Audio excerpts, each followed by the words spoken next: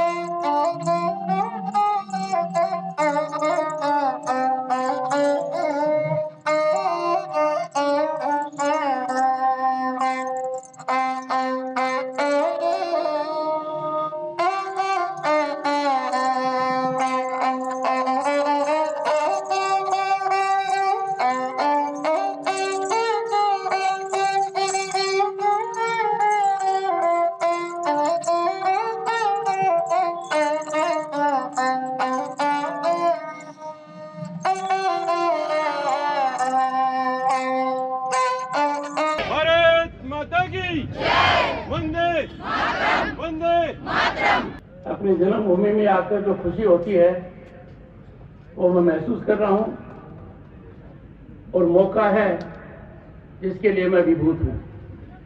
उपराष्ट्रपति पद का ग्रहण करने के पश्चात मुझे आपका आशीर्वाद मिला, आपकी प्रेरणा मिली और आपने एक कार्यक्रम निश्चित कराया, साधुवाद के पात्र।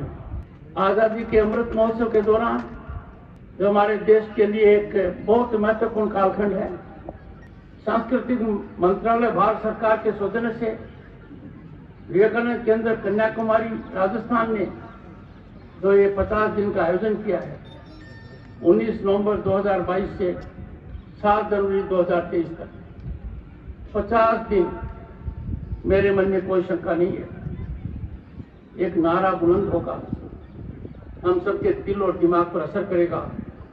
उठो जागो युवा भारत। आज के दिन दुनिया में युवा शक्ति का प्रमुख केंद्र हमारा भारत है। स्वामी विवेकानंद आधुनिक भारत के प्रखर आध्यात्मिक गुरु हैं। संदेश यात्रा का इस कालखंड में जो महत्व है, उसका जो असर पड़ेगा, मैं समझता हूं भारत के उत्थान में बहुत सहायक होगा। ये सुयोग है कि यात्रा का शुभारंभ, जैसा अध्यक्ष जी ने कहा, एकनाथ राणेडी जी की जयंती के दिन हुआ है और ये भी बहुत ही सुखद संयोग है। केतली की पुण्य भूमि से इसकी शुरुआत हो रही है। जब देश का निर्णय हुआ, बहुत विवेकपूर्ण हुआ। विवेक और आनंद हमें दोनों मिला, जो विवेकानंद के नाम में निहित है। और राष्ट्रीय युवा दिवस विवेकानंद जी की जयंती पर मनाया जाता है। ये बहुत ही सिग्निफिकेंट डेवलपमेंट है और मुझे कहते हुए हर्ष होता है कि आज के दिन नीतियों की वजह से एक ऐसे भारत का निर्माण हुआ है जहां युवा को अपनी शक्ति दिखाने के अनेक अवसर मिल रहे हैं। भारतीय युवाओं की वजह से आज के दिन देश और दुनिया में भारत ने वो स्थान प्राप्त किया है जो दुनिया के किसी भी देश को नहीं है। रिकॉर्ड के तौर पर 2022 में number of unicorns with huge fiscal dimension जो भारत के हैं वो चाइना के भी नहीं है। ये उपलब्धि आप और हम सबके सर को ऊंचा करने वाली है। इस यात्रा का महत्व आजादी के अमृत काल में बहुत ज्यादा है। हमने मामला हमारे तक सीमित नहीं रखा। कंबोडिया की मेरी यात्रा के दौरान जब मैंने कई शासक अध्यक्षों को बताया कि कोविड वैक्सीन के मामले में भारत ने कितनी सहायता ने देशों की है, वो अभिभूत थे।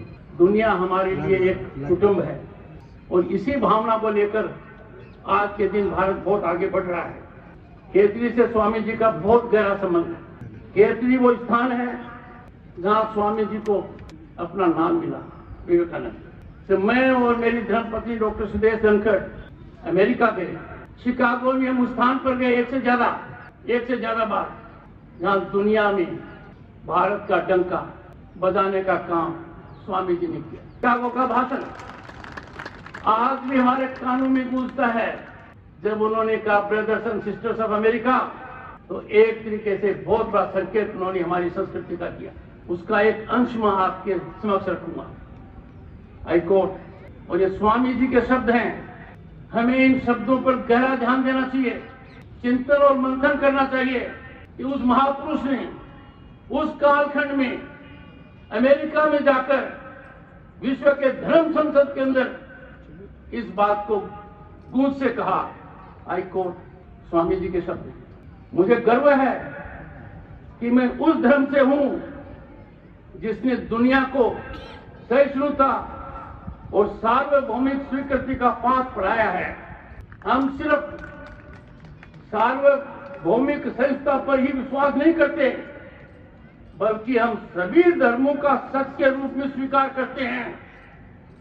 मुझे गर्व है कि मैं उस देश से हूं जिसने सभी धर्मों और सभी देशों के सताए गए लोगों को अपनी आश्रम दी है। अनकोट। यह शब्द नहीं है, यह हमारी ऐतिहासिक पृष्ठभूमि है जिसने कभी किसी दूसरे की एक इंच भूमि लेने का भी प्रयास नहीं किया। हमने आक्रमण बर्दाश्त किए हैं, हमने हमारे संस्कृति के ऊपर कुठाराघात देखा है, पर आपको एक उदाहरण नहीं मिलेगा जब किसी ने हमारी संस्कृति में विश्वास व्यक्त करते हुए किसी और के धर्म पर प्रहार किया। जो बात स्वामी जी ने कही वो आज भी सार्थक है। सबसे बड़ी प्रसन्नता का विषय है, और ये मैंने पुस्तिका में अंकन किया है। स्वामी जी का सपना साकार हो रहा है। स्वामी जी ने जो परिकल्पना की थी वो आज के दिन जमीनी हकीकत है। आप लोगों का मुझे भरपूर आशीर्वाद मिला। आप लोगों की बदौलत 1989 में मैं लोकसभा पहुंचा, तो उस समय आपके सांसद को 50 गैस कनेक्शन मिलते थे। 50 गैस कनेक्शन, और वो उसकी एक ताकत मानी जाती थी। जो 50 गैस कनेक्शन किसको देगा? वर्तमान शासन व्यवस्था कितनी क्रांतिकारी है कि 18 करोड़ से ज्यादा गरीब परिवारों को तो मुफ्त गैस कनेक्शन दिए गए हैं। आप एक अंदाजा लगाइए, एक सांसद को 50 गैस कनेक्शन उसकी ताकत थी, और 18 करोड़ से ज्यादा को देना। मुझे खुद को अंदाजा है 79-80 के आसपास बैंक का कर्ज लेना कितना मुश्किल होता था। अकाउंट नहीं खुलता था। 40 करोड़ से ज्यादा अकाउंट खुलना एक बहुत बड़ी उपलब्धि है। हम कहां से कहां तक आ गए, इस नजारे का हमें आनंद लेना चाहिए। पहले क्या होता था?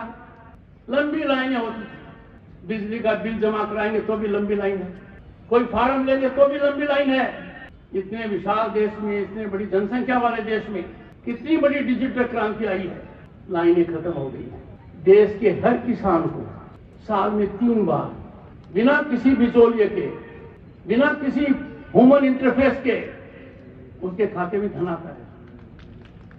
यह भारत का बहुत बड़ा बदलता हुआ चेहरा है। आज के दिन दुनिया के देशों में मैंने महसूस किया है भारत की शक्ति बहुत बड़ी है। हमने कुछ महीने पहले जिन लोगों ने हमारे पर लंबे समय तक राज किया, उनकी अर्थव्यवस्था को पछाड़कर दुनिया ने 5वां स्थान प्राप्त किया। सोचिए, लोग कितना शक करते थे कि यह दावा कैसे किया जा रहा है, भारत दुनिया की 5 बड़ी अर्थव्यवस्था में कैसे आएगा। यह कीर्तिमान कुछ महीने पहले अर्जित किया गया है, और मैं दावे के साथ कह सकता हूं इस दशक के अंत तक भारत दुनिया की 3 बड़ी अर्थव्यवस्थाओं में से एक होगा।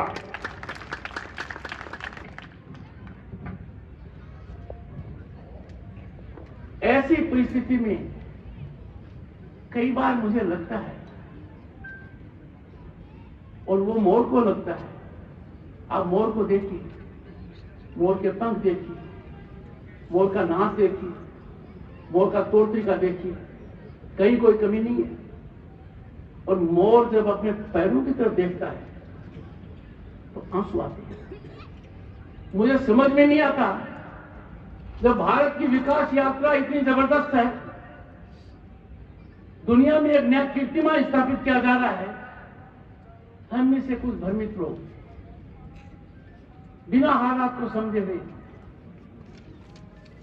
कुछ भी कहते हुए हिचक नहीं करते। कोविड के दौरान ये देखा गया, जिस वैक्सीन को हिंदुस्तान ने यूज किया, जो सबसे प्रभावी रहा, कोविड को कुंठित किया, प्रश्न उठाई गई। मैं आज हर नवयुवक और हर नागरिक और मीडिया के लोगों से आह्वान करूंगा, आकलन कीजिए। कोई बात है निश्चित रूप से उजागर कीजिए, but please don't underestimate our achievements. Let us not belittle our accomplishments, क्योंकि दुनिया के किसी भी मापदंड पर जो भारत ने बहुत ही कठिन काल में अर्जित किया है, उसका फायदा हर भारतीय को तो मिला है, पर पूरी दुनिया में इसकी सराहना है। ये राजस्थान के हर जिले में जाकर विवेकानंद जी के वो वाक्य सभी के कानों में, दिल दिमाग में गूंजने चाहिए। आई कोट, ये विवेकानंद जी के शब्द हैं, उस समय के शब्द हैं जो आज भी सार्थक हैं। उन्होंने कहा था, उठो, जागो और तब तक न रुको जब तक लक्ष्य सिद्ध न हो जाए। मेरा भी यही आह्वान है। हम विश्व गुरु थे, हम विश्व गुरु बनने की राह पर अग्रसर है। हमारी मानव शक्ति का कहीं कोई अंदाजा नहीं है, हमारी मानव शक्ति का कोई मुकाबला नहीं है। आज दुनिया के अंदर कोई प्रतिष्ठान नहीं है जो भारतीय दिमाग पर आश्रित न हो।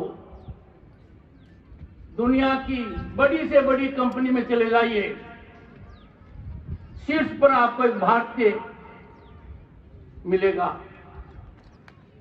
तो हमें विवेकानंद जी के प्रेरणादायक वाक्य, उनका मूल मंत्र, उसका अनुकरण करना चाहिए। संदेश यात्रा की यह सबसे बड़ी सार्थकता होगी।